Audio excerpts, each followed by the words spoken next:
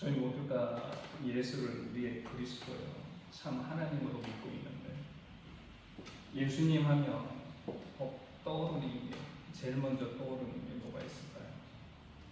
어떤 사람은 십자가의 고난을 떠올릴 때요.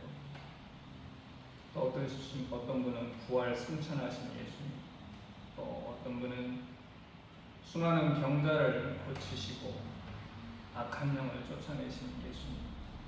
각자 예수님에 대한 기억이 다 다를 것 같습니다.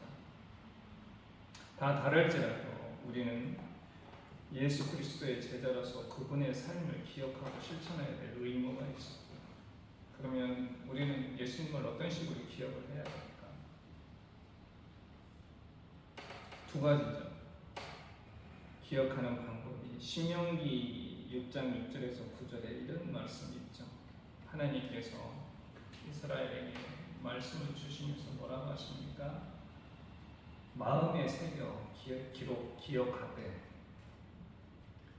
어떤 식으로 손목에 매어 기호로 삼고 미간에 붙여 표로 삼고 문설주와 문에 기억해라.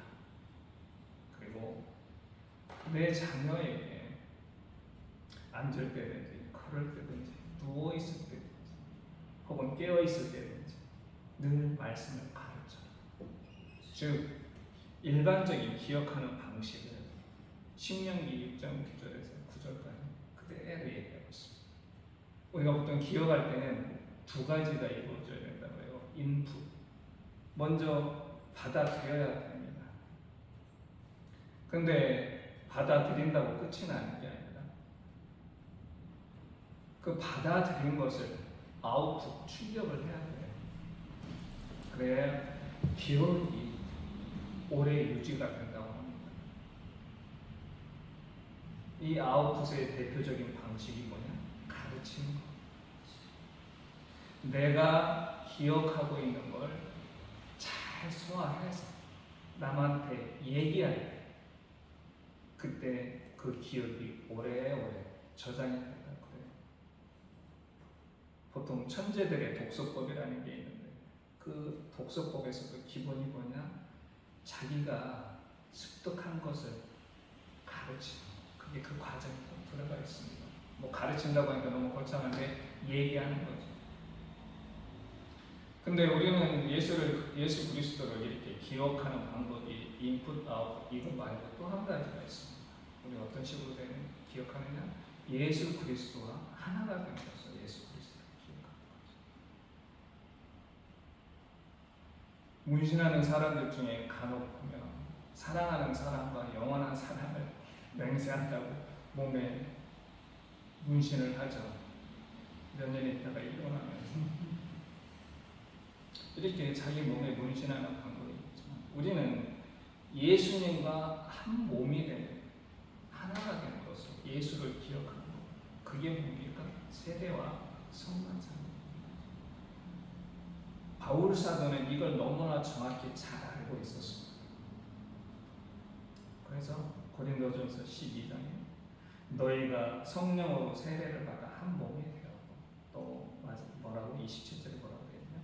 너희는 그리스도의 몸이요 지체의 가족입니다.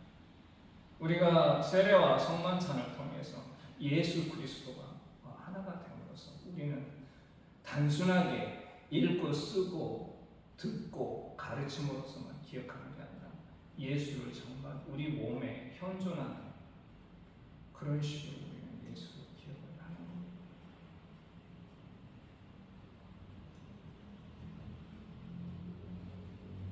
그러면 우리는 예수님을 어떤 분으로 기억을 해야 됩니까? 그저 기적만 일으키고 계시만 쫓아내는 그런 분으로 기억을 하는 것입니다. 좀 더 본질적으로 우리가 예수를 참 인간으로서, 참 하나님으로서, 혹은 참 신앙인으로서 그 예수의 본질이 무엇이었까? 우리가 필요한 건 바로 그 부분입니다. 예수라는 누구인가? 예수님의 본질에 대해서 기억을 해야 됩니다. 먼저 인간적인 면에서 예수님은 지극한 현실주의자였습니다.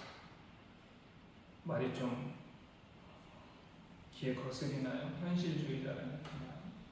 보통 현실주의 하면은 시류에 영합하는 그런 식으로 우리가 얘기를 하는데, 현실주의라고 하는 것은 뭐라고, 어떤 거냐면 현실을 정확하게 인식하는 거.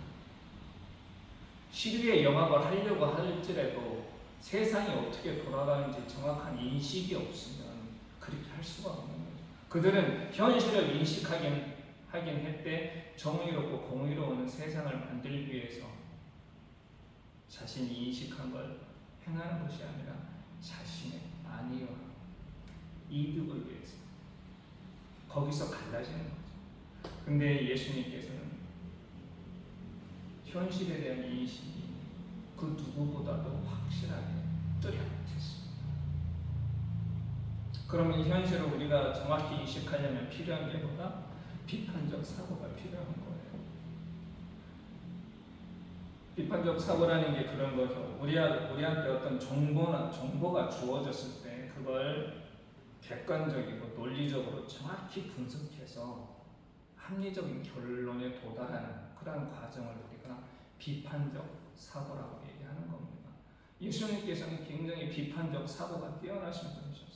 어렸을 때부터 그걸 훈련을 하셨습니다. 그게 어디에 나오냐? 누가복음에 보면 6월절에 예수님이 12살 되던 부모님하고 예루살렘에 올라가다가 내려오는데 갑자기 예수님이 안 보이는 겁니다. 어린 예수가. 그 친족들한테 다 물어봐도 모른다는 거예요. 그래서 물어물어 다시 오던 길을 거슬러 올라갔는데 예수님께서는 성전에 앉아서 선생들과 토론을 하고 있었어요. 그때 뭐라고 하느냐? 예수님의 그 모습을 뭐라고 표현했냐면 듣기도 하시며 묻기도 하시고, 중요한 겁니다. 우리나라 학생들뿐만 아니라 우리나라 성인들이 듣기는 굉장히 잘 듣습니다. 근데 중요한 건 질문하는 걸 몰라요. 굉장히 문제죠. 그러니까 반쪽짜리 지식이 되는 겁니다. 온전한 자신의 지식이 되는 게 아니라 반쪽짜리 지식. 비판적 사고라고 하는 것은 이성적인 활동인데 그 이성적인 활동이 반만 그저 암기에만 하는. 근데 예수께서는 어떻게 하시냐? 12살 난 소년이 그 대학자들이 모인 자리에서 그분들의 말들을 듣기도 하고 거기서 의문나는 상황이 있으면 묻기도 했다, 이런 겁니다. 이성적 활동이 굉장히 뛰어나고, 이러한 비판적 사고가 나중에 공생애 하면서 수많은 바리새인과 사두개인들과 토론을 하실 때 드러났던 겁니다. 그런 면에서 예수님은 지극한 현실주의자였다. 두 번째로는 예수님은 어떤 분이시죠? 인본주의자였습니다. 이 말도 굉장히 오늘 거스르시죠. 내가 이런 얘기를 딴 데 가서 좀 하고. 인본주의라고 하면 하나님을 멀리하고 오로지 인간만, 하나님을 무시하고 하나님을 거부하고 하나님의 존재를 인정하지 않는, 오로지 인간이 최고라고 생각하는 그런 인본주의자가 아니라, 예수님은 누구도 인간을 존엄하게 생각하시고 하나님의 형상으로서 인간을 위한 분이셨습니다. 그게 어디서 대표적으로 드러나냐면 누가복음에 보면 그런 말이 있죠.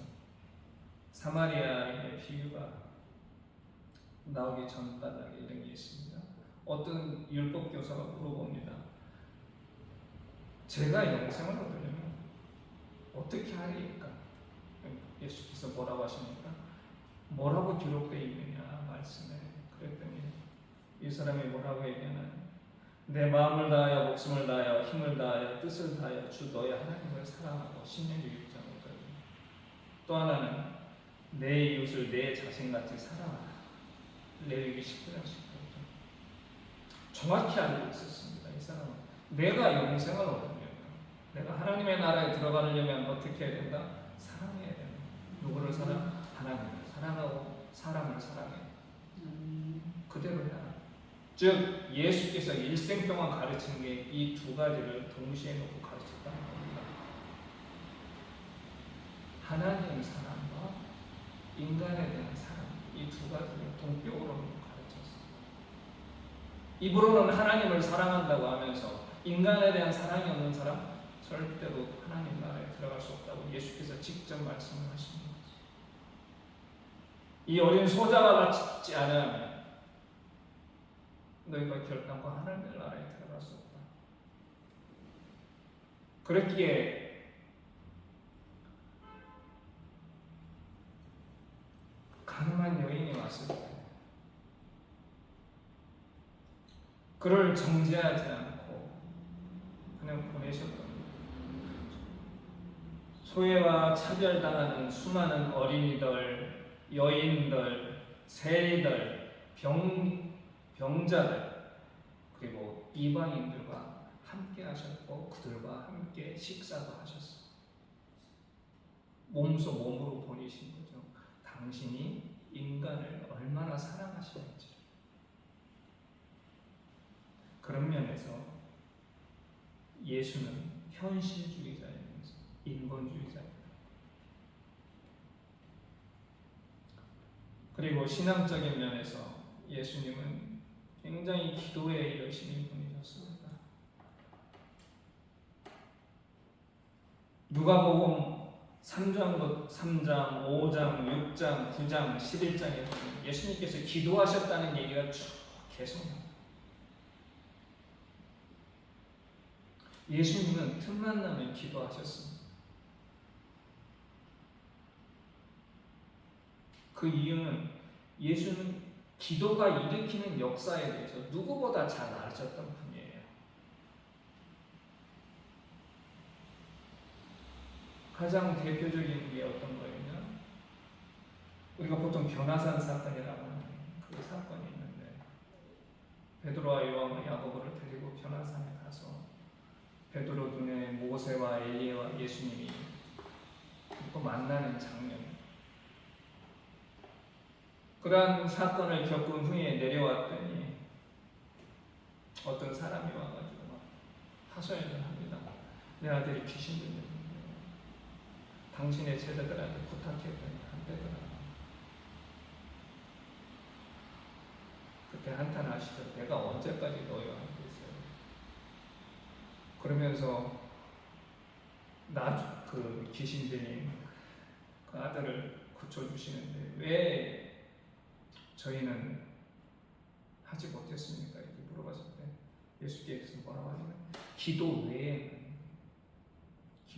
할 수가 없다. 이게 바로 기도의 능력이죠. 기도의 역사. 그걸 예수께서 직접 제자들한테 말씀하십니다. 너희도 기도해라. 그리고 기도를 하면 성령께서 임하시고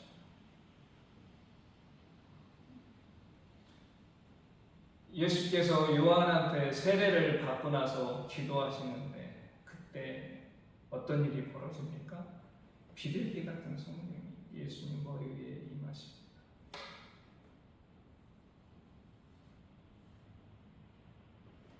누구보다도 이렇듯 예수께서는 기도가 어떠한 역사를 일으키는지 잘 아셨기 때문에 시간이 나면 틈만 나면 기도를 하셨습니다.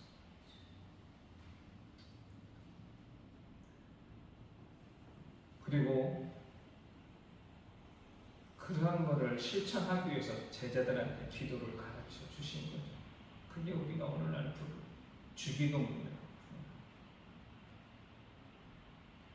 아직도 저는 그런 주기도문 같은 완벽한 기도는 없는 것 같아요. 짧지만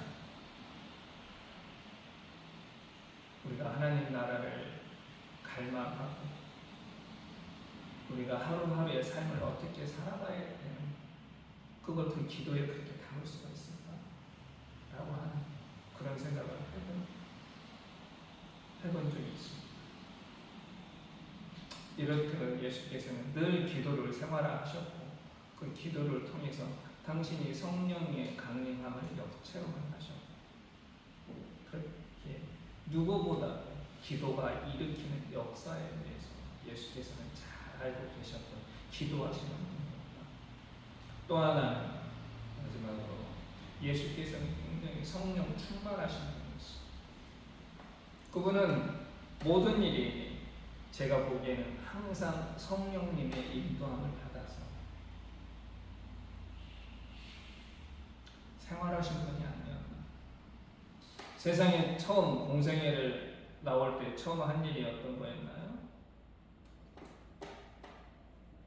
성령한테 이끌려서 광야로 간 사건이었습니다.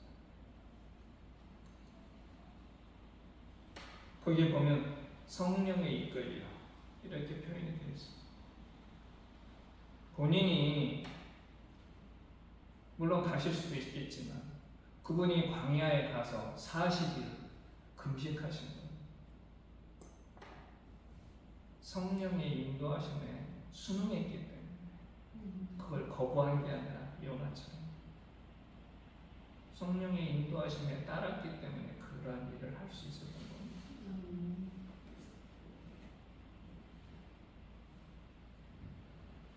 이러한 성령 충만함은 우리가 정말 기적이라고 하는 그 수많은 사건들을 우리가 체험하게 되죠. 성령의 역사를 통해서. 예수께서 많은 병자들을 고치시고 귀신을 쫓아냈습니다. 그런데 이러한 일들이 예수님이 부활 승천하고 나서 딱 끝난 게 아니라 그 제자들한테 면면이 이어졌다는 게 중요한 겁니다. 언제부터? 오순절 다락방의 그 유명한 성령 강림 사건 이후부터 제자들도 귀신을 쫓아내고 치유의 역사가 막 일어나는 거예요. 사도행전에 보면 그런 기록들이 나오죠. 미문 앞에 앉아있는 그 안진뱅이를 일으키고 그러한 역사도 일어났다. 베드로는 성령이 알려주신 대로 성령께서 알려주신 대로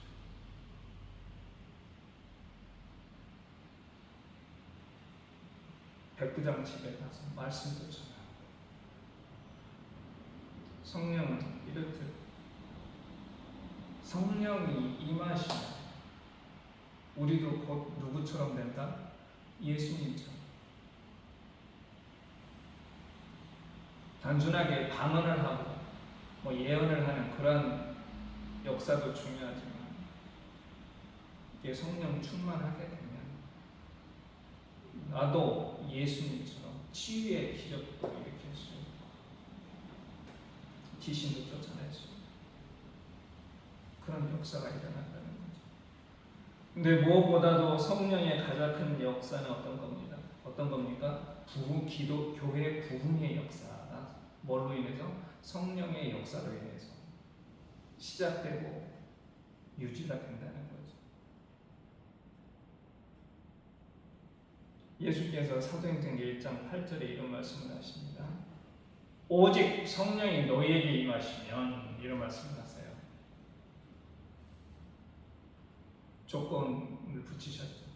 오직 성령이 너희한테 임해야만이 너희가 세상 땅끝까지 나의 증인이 된 것이다. 이렇게 말씀하세요. 그 얘기 뭐냐? 우리 교회의 역사는 곧 성령의 역사다. 교회 부흥의 역사는 인간의 어떤 노력으로 이루어질 수가 없다. 성령께서 함께 하시고 역사하지 않으시면 교회 부흥은 우리가 꿈을 꿀 수 없다는 거예요. 이걸 잘 보여주는 게 최근에 남미에 우리가 보통 남아메리카 하면 카톨릭이 굉장히 강하다고 생각을 하지 않습니까? 지금도 강하기도 하고. 그런데 1960년대부터 소위 말하는 개신교 선교사들이 거기에 들으면서 남미의 개신교가 부흥하게 됐어요. 그 가장 남미 개신교 부흥에 앞장섰던 데가 어디냐면 오순절교파. 그러니까 거기에 앞장을 섰습니다. 카톨릭도 위기의식을 느끼는 거예요. 그동안에 속된 말로 물이 나와가지고 갑자기 개신교가 돌아서 막 그 부흥의 역사가 일어나는 게 눈에 보이는 거예요.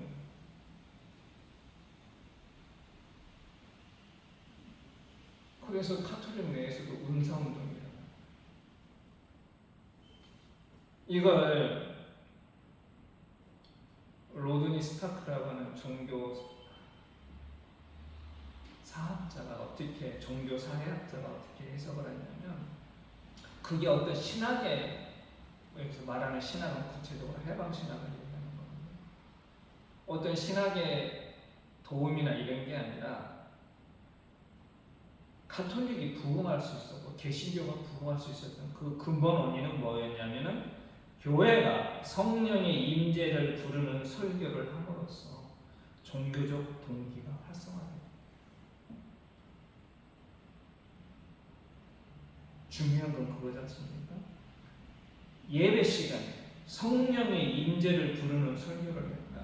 성령의 임하심을 간절히 원했다. 성령이 임하셔서 역사하심을 간절히 원했던 그 열매가 교회의 부흥으로 이루어졌다. 로드니 스타크가 자기의 책에서 그렇게 얘기를 합니다. 이게 굉장히 중요한 지점이죠. 오늘날 특히 기장도 그런 면에서 많은 반성이 필요하잖아요. 기장도 훌륭한 신학이 있었습니다. 제3세기 신학이라서 민중신학. 근데 그 민중신학이 끝까지 잘 꽃을 피우지 못한 상태, 지금은. 근데 그런 훌륭한 신학이 있었지만, 그런 훌륭한 신학이 있었음에도 왜 그러면 기장이 부흥을 하지 못했을까? 저는 해답이 바로 여기 있다고 봅니다. 이 로드니 스타크라고 하는 이 종교 사회학자가 교회가 부흥하고 지속될 수 있는 그 힘의 원천은 뭐냐? 성령의 임재와 역사다. 로드니 스타크가 정확히 짚은 거예요.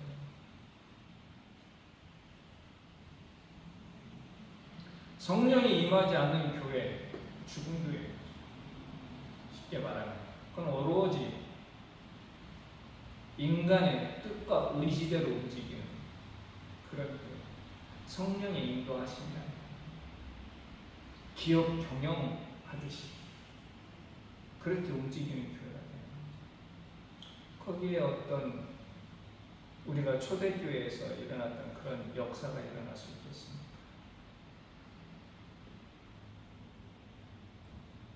그러니 군화발로 집 밟으면 거기에 순응할 수밖에 없는 겁니다. 로마의 창검 앞에서 당당하게 예수를 그리스도로 고백했던 순교의 역사는 일어날 수가 없는 겁니다. 예수께서 성령 충만하지 않으셨으면 그 고난의 십자가를 짊어지고 십자가에 못 박힐 수는 없었겠죠. 지금 이 시간 이 땅에도 그 어느 때보다 우리가 성령의 임재를 간절히 바라고 원하는 그러한 기도가 하루도 빠짐없이 이루어져야 되지 않을까 그런 생각을 합니다. 또 하나 성령이 역사하시면 우리가 하나님의 뜻을 바르게 이해할 수가 있습니다. 물론 우리한테 주신 이성도 중요하죠. 근데 성령께서 역사하시면 하나님의 말씀의 그 뜻을 우리는 제대로 이해할 수가 있습니다. 이게 어디서 드러나냐면 예수께서 40일 금식 이후에 어떤 시험하는 자에 대해서 시험을 받게 됩니다. 우리가 보통 말씀을 읽을 때 자꾸 자기 상황과 처지에 잘 맞도록 그렇게 적용하려고 하는 유혹을 받습니다. 솔직히 내 처지가 이러면 꼭 이 말씀이 나한테 주시는 거예요. 맥락도 없이 이 시험하는 자도 누구보다도 하나님의 말씀을 잘 아는 자였습니다. 예수를 시험하는 자. 그러면서 예수님을 시험할 때 보면 어떻게 합니까? 말씀을 인용해서 시험을 해요. 요즘 이단들이 하는 거죠. 그것도 정확하게. 만약 성령의 인도하심이 없었다면 우리는 그러한 시험에 넘어갈 수밖에 없는 거죠.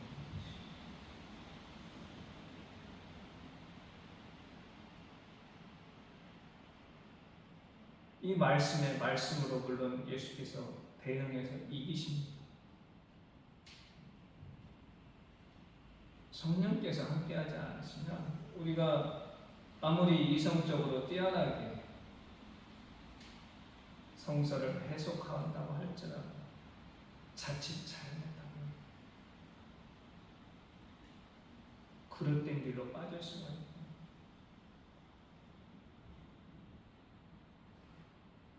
신천지에 넘어가시는 분들이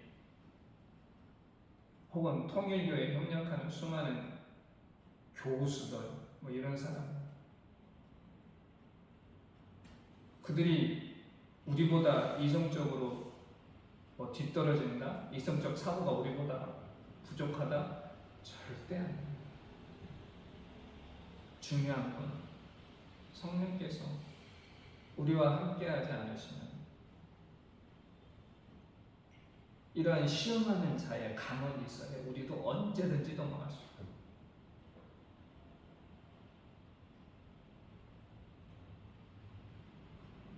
예수님은 참 인간이시요 참 하나님이라고 성경이 증언하고 있습니다. 그분이 공생애 동안 살아온 그러한 삶을 기록한 복음서를 보면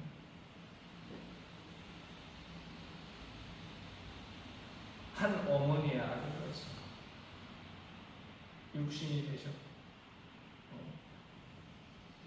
이거는 내 아들이라고 하는 하나님한테 인정을 받으신 참 인간이다 참 하나님이셨는데 이분은 누구보다 우리의 신앙의 본이 되셨던 분입니다. 늘 기도하시고 늘 성령이 충만함을 바라셨던 그런 분이셨다는 거죠. 지금 이 시간 대한민국 교회에서 또 우리 하늘 공동체에서 가장 필요한 게 뭐겠습니까? 예수님이 바로 이런 분이셨다는 걸 우리가 늘 잊지 않고 기억을 해야 된다는 거예요. 그분이 단순하게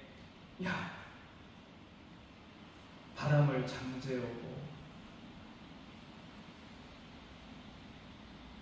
오병이어로 5,000명을 귀신을 쫓아내고 그러한 겉으로 드러난 것만 기억할 게 아니라 어떻게 그렇게 됐을까? 그 근본 원인이 바로 여기에 있었다는 것. 누구보다도 사랑이 충만했고, 즉 사람의 하나님과 사람에 대한 사랑이 충만했던 분이고, 또 그러한 사랑을 실천하기 위해서 누구보다도 기도하셨고 성령의 충만함을 바라셨던 그런 분이었다는 것. 오늘날 우리가 기억해야 될 예수님은 바로 그런 분이셨다는 걸 다시 한번 강조하고 싶습니다. 여러 가지로 어렵고 힘들죠. 솔직히 말씀을 한번 볼 때마다 세상은 점점 빠르게 변하고 있고 이 말씀을 어떻게 적용하면서 살아가야 될 것인가. 교회는 점점 우리 눈에 비치기에 잘못된 길로 빠지는 거예요. 이럴 때일수록 우리는 그런 것들에 현혹되지 말고 기도에 힘쓰면서 항상 성령께서 우리를 지켜주시고 인도해 주시길 바라는 그런 마음으로 하루하루 살아가는 저와 여러분이 되기를 간절히 소원합니다. 기도하시겠습니다. 주여 감사합니다. 오늘도 주께서 저희에게 허락하신 장소에서 예배를 드리고 말씀을 함께 나눴습니다. 예수께서 2000년 전에 저희한테 보이셨던 그 모습처럼 저희도 늘 기도하고 늘 성령 충만함을 고대하면서 살아갈 수 있도록 주께서 인도하여 주시옵소서. 누구보다도 하나님을 사랑하고 사람을 사랑하셨던 예수 그리스도를 본받아 저희 삶이 주님 앞에 부끄러움 없는 삶이 될 수 있도록 성령께서 늘 함께 하시고 인도하여 주시옵소서. 예수님의 이름으로 기도드립니다.